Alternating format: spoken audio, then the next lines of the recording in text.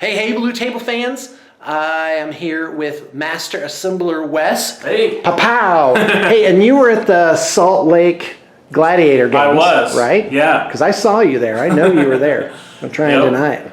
Yeah, that was a lot of fun there. Absolutely. So what did you play and how did it go? I played Chaos Demons. I think I lost 3, won 2, and 1 was a draw, but every single one of them was down to a dice roll or 2, so I can't complain. They're all really fun games. So, Siege Demons, a lot of Screamers, a lot of Exalted Flamers, a Bloodthirster, a Lord of Change, so it was a lot of fun. It's a fun list to play. So. That's awesome. And I can't wait to play against your army again in Age of Sigmar. Right. Because Age of Sigmar is coming. Oh, you know what's funny is I've started doing, over making all these videos, I do this thing where I'm like in front and the person's kind of see both and I can still talk to the camera.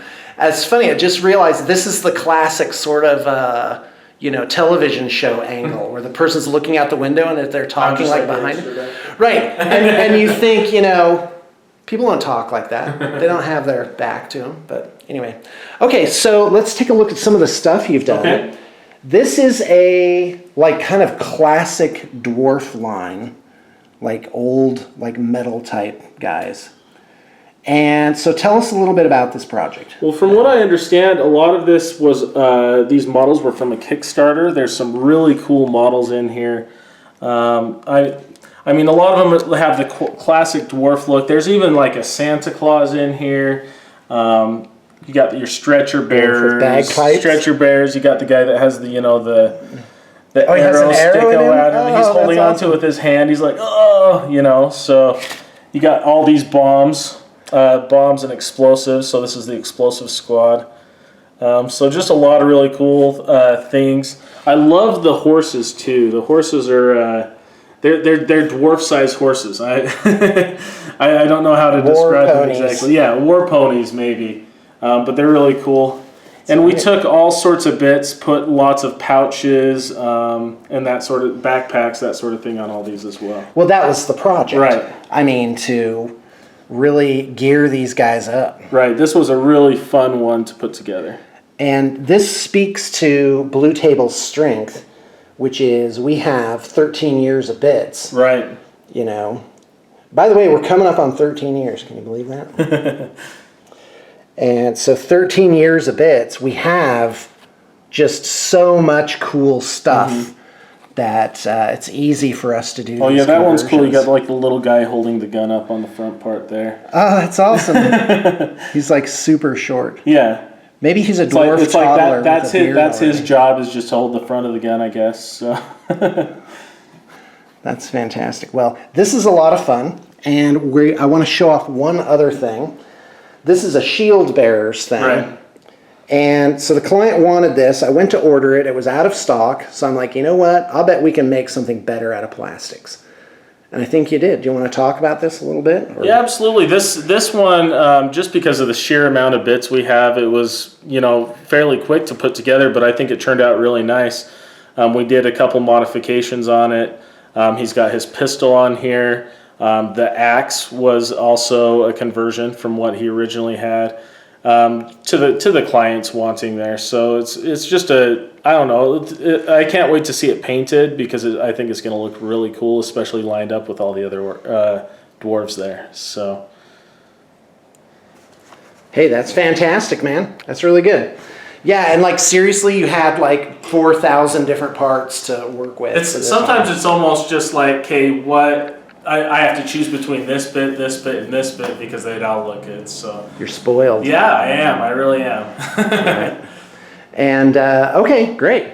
Well, guys, this is Wes, and yeah, he's a pretty diehard hobbyist. Been around for a while, and I'm looking forward to getting in some games.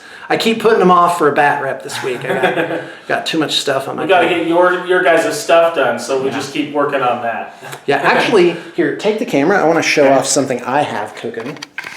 So I'm really interested in Age of Sigmar. And, oh, this is really in disarray. Okay, fine. No, it's okay. You showed them already, so let me just get them straightened out.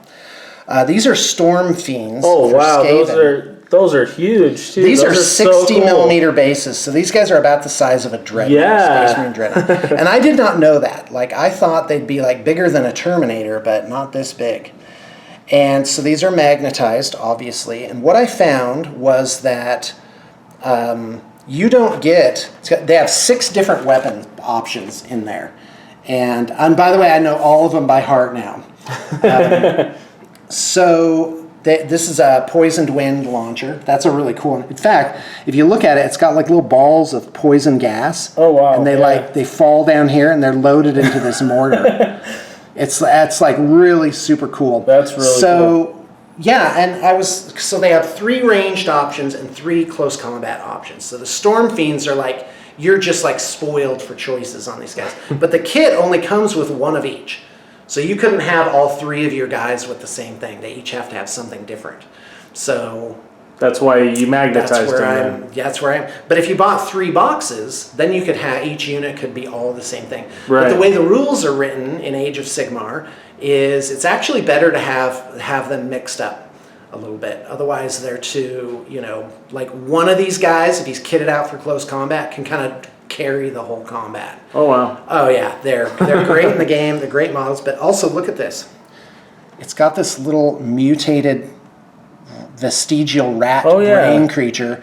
And if you look at it, he's got this wired apparatus that picks up on his thoughts and feeds it into the spinal cord of the larger creature. That is so cool. And maybe vice versa. So this is literally the brain of the creature. The brain and the brute. Yeah, and so for one of them, I took that off, and I'm going to replace it with some machinery. And the Thanquol and Bone Ripper model, which is like one of these, but it's like this tall, right? I'm going to get rid of Thanquol, the Grey Seer, off the top, right? Because I want to do my own narrative. Mm-hmm. And so I'm going to use that little brain guy on the much, much larger creature, too. And that's supposedly the wizard that casts spells off of him. And the Thanquol model, I'll just set him aside. So I'm doing Scryer and taking like cool stuff from all the different ranges. And in fact, for my Warp Lightning Cannons, I'm going to be using Orc mech guns for it. And there's going to be so many pieces on that. I'm really excited to kit bash this whole thing together. Because in Age of Sigmar, it's like, okay, the planet blows up. It divides into chaos winds.